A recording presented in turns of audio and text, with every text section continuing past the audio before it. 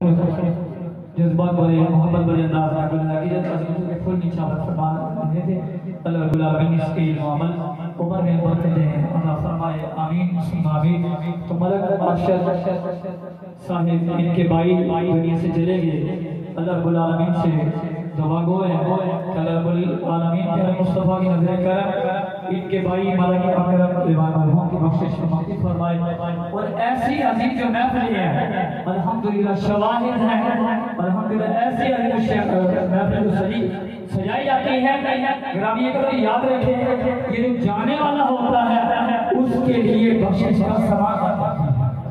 تو گرامی ایک بار قیامت کا دن ہوگا پیارے مصطفیٰ آقا علیہ السلام ایک ایسا امتی ہوگا کہ جب وہ دنیا سے جائے اس دنیا سے چلا تو وہ گنہگار ہو کے مرا اس کے نامہ اعمال میں کوئی بھی نیکی نہیں تھی.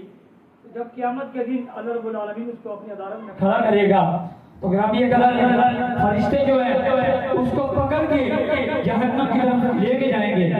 تو اللہ رب العالمین فرمائے گا کہ اس کے نامہ اعمال میں دیکھا جائے کہ نیکیاں ہے یا نہیں. تو گرامی اس گنہگار آدمی کا جب نامہ اعمال کھولا جائے گا تو اس کے نامہ اعمال میں نیکیوں کے انبار لگے ہوں گے. تو اللہ رب العالمین فرمائے گا کہ اس کو پکڑو اور جنت میں لے جاؤ.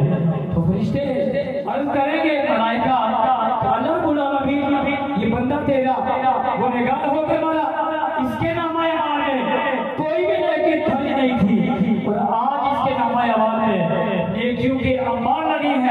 تو اللہ رب العالمین فرمائے گا کہ یہ تو خود گنہگار ہو کے مرا لیکن اس کے پیچھے جو موجود تھے وہ پڑھ کے احسان ثواب کرتے رہے اور وہ جو احسان ثواب کرتے رہے اس کی وجہ سے اس کے نامہ اعمال میں نیکیوں کے انبار لگے ہیں اور میں نے اس کو جنت میں داخل کیا ہے.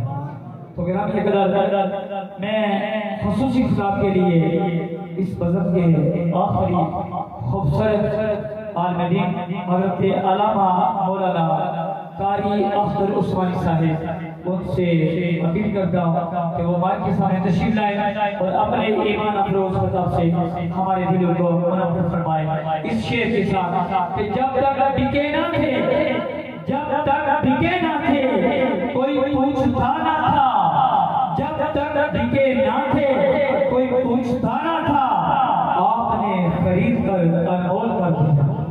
اختر عثمانی صاحب